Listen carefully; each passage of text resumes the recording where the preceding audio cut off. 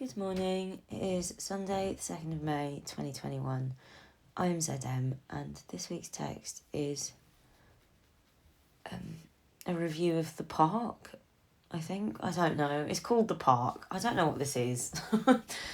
I'm just going to read it. Every Monday, Wednesday and Friday I woke up at 6:30am. I pee, put in my contacts and moisturise the little patch of dry skin that always appears around my nose. I can't really see properly until I have a cigarette, so the world is just blurry until I mentally unlock myself. I roll this first cigarette extra skinny. I change into 3-stripe leggings. I've worn little holes along the seam where my thighs touch. I stretch my glutes on the cold white tiles of the kitchen, and it always makes me wince when my kneecap crunches against the grout. I always wear my big headphones, always wear lip balm, and I always chew gum. By the time I get to the gates of the park, it is 7:15. The park is long, shaped like a fallen teardrop, rolling down north to south. There's a viaduct running along the side like a spine. Its arches are these enormous half-moons in red brick, and the tube track runs over the top. In winter, at 7:15, the sun will still be rising over the rooftops and trees. When it's cold, mist rolls in low and grey across the grass. The skylights on roof slopes flash bronze, shimmering scales. I always think they look beautiful. I start running as soon as I pass the gates. Downhill slowly, long strides. I run with my mouth closed, breathing heavy only through my nose, because one time a gnat catapulted itself against the back of my throat as I was sprinting, and it made me wheeze all weekend. The baby trees give way to a field that sits low, a bowl dipping against its boundary. This park is little shapes. Long grass whispers at the edges, the fences back onto suburban gardens and blocks of flats. I've never really enjoyed running before now. When I started going to the gym, I was there to get absolutely fucking shredded. I wanted little biceps that popped out like a surprise, peachy bum, the works. I would avoid cardio and schedule it into little bursts that I could neatly manage. I was there to batter my body into submission. I was there to terraform it, from wild landscape into something I could exert direct influence over. Pain was a sign of my body's malleability, a signal that I could open a door within myself and enter into internal space. It was about contained movements, interior repetition and control. It wasn't until this continued lockdown that I saw the value of movement for its own sake. Body hurtling through wide open space, exterior, expansive. I don't care about art or the world. The only thing that has energy or weight or value at the moment is myself. My energy, my weight, my body is a value.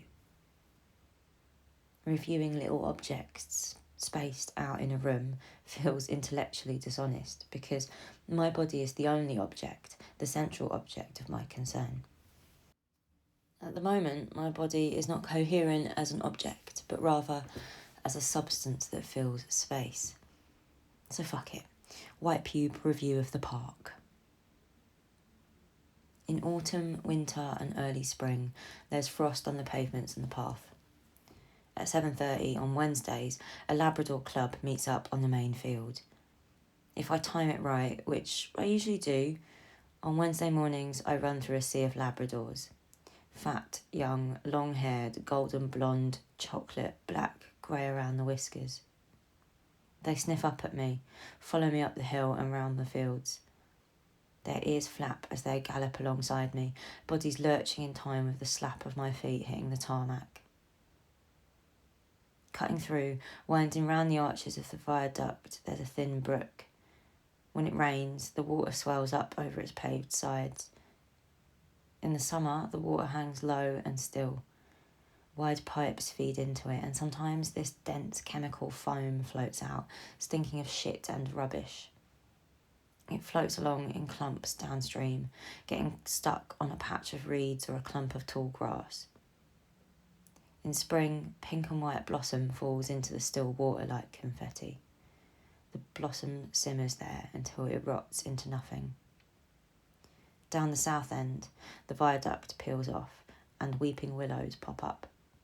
Their fringy leaves hang down over the path, and I hold my hand out to slap them as I run past. I think parks are emotional.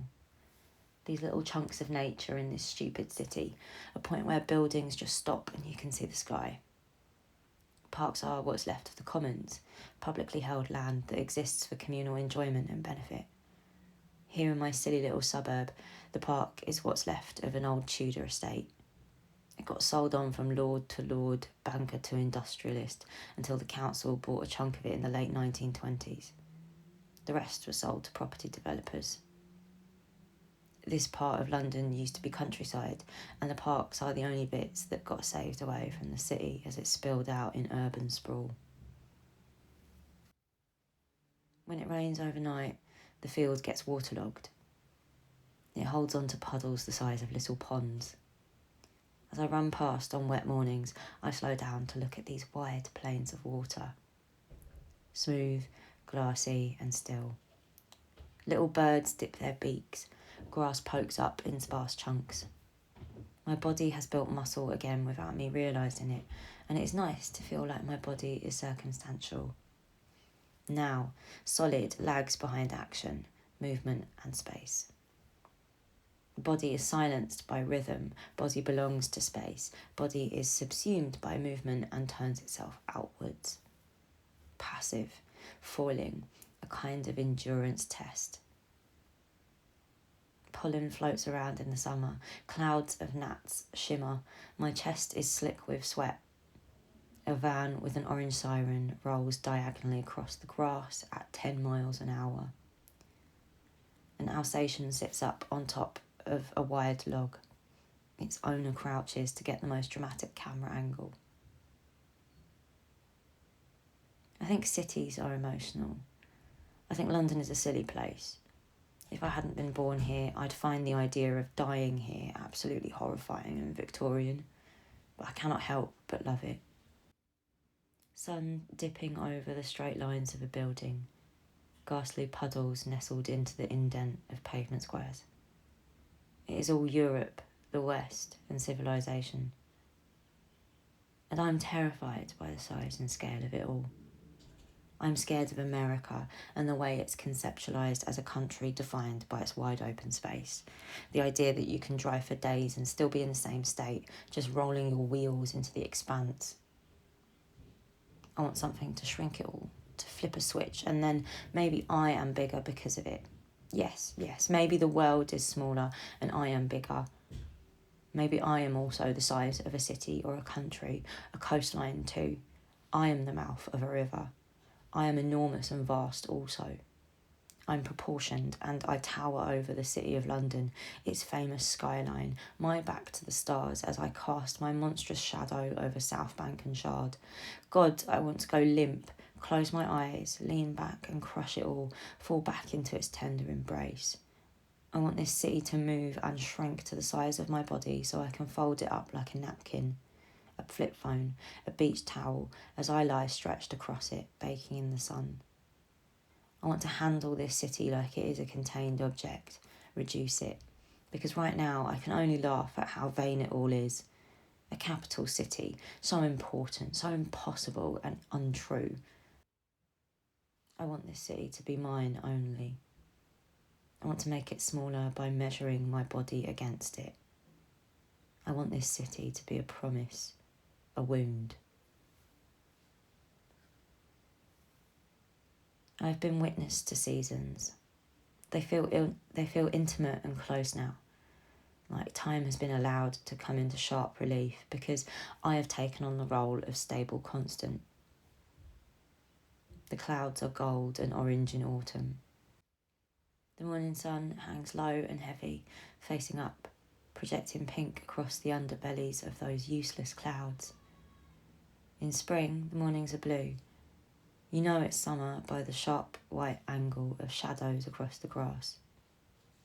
I see the same old man at the same time every morning I go out. He does the same route around the field, 3 full laps, anti-clockwise. He walks slow while shadow boxing. I want to know his name.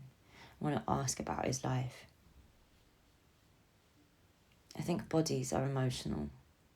They are these fallible vessels, the only containers we have for ourselves. I've pushed and pushed at the outer limit of mine, like it's a bubble I am trying to burst. I think I could run forever if I went slow and steady enough. My mind would go blank and my legs would take over. Oh, my beautiful city, spread open before me like an anonymous feast. Oh, my sun, hanging heavy and wet against the clouds. Beyond hospitals and dual carriageways. I would press my lips together and taste sweet birthday cake leaking in over spearmint.